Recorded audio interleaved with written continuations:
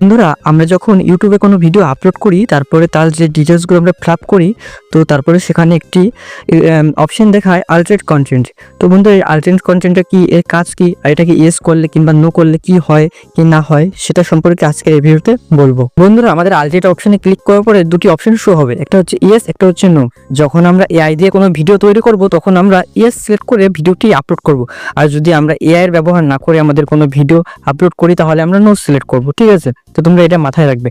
আর যদি তোমরা এআই দিয়ে ভিডিও তৈরি করে আপলোড করো কিন্তু ইয়েস সিলেক্ট না করো, তাহলে তোমাদের যদি চ্যানেলটি মনিটাইজ হয়ে থাকে তাহলে ডিমনিটাইজও হয়ে যেতে পারে, আর তোমাদের যে চ্যানেলটি আছে সেটা পরবর্তীতে ডিলিটও হয়ে যেতে পারে যদি তোমরা ইয়েস সিলেক্ট করে না আপলোড করো। তো সবসময় তোমরা এটা মাথায় রাখবে। আর যদি এআই দিয়ে না তৈরি করো তাহলে নো সিলেক্ট করে আপলোড করবে, তোমাদের সম্পূর্ণ কোনো প্রবলেম নেই। আর যদি তোমরা এই দুটোকে অপশনের মধ্যে কোনো অপশন সিলেক্ট না করো তাহলে তোমাদের প্রবলেম হতে পারে, ঠিক আছে?